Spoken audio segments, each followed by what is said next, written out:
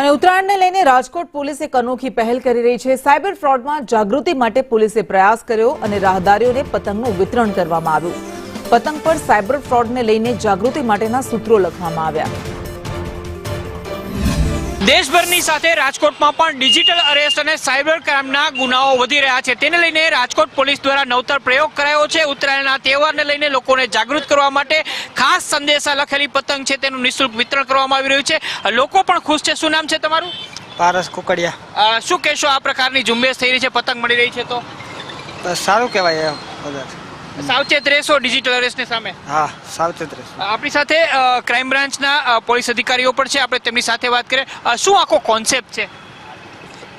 તાજેતરમાં સાયબર ક્રાઇમને લગતા બનાવો બહુ વધી રહ્યા છે, તેથી પોલીસ કમિશનર શ્રી દ્વારા પબ્લિકનેમાં જાગૃતતા આવે તેના માટે પતંગનું વિતરણ રાજકોટમાં અલગ અલગ જગ્યાએ કરવામાં આવે છે।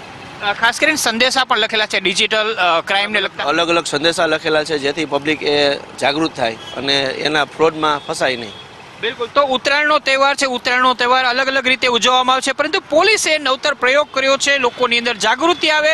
જાગૃતિ આવવાની સાથે સાથે જે ડિજિટલ અરેસ્ટના કિસ્સાઓ બને છે એટલું જ નહીં, પરંતુ સાયબર ક્રાઇમ બનતું હોય છે, તો આ ક્રાઇમને અટકાવવા માટે લોકો જાગૃત થાય, નાગરિકો જાગૃત થાય અને તહેવારની સાથે સાથે જાગૃતિ આવે એના માટે રાજકોટ પોલીસનો એક આ નવતર પ્રયોગ જોવા મળ્યો છે। કેમેરામેન વિપુલ બોરીચા સાથે મયુર સોની, સંદેશ ન્યૂઝ, રાજકોટ।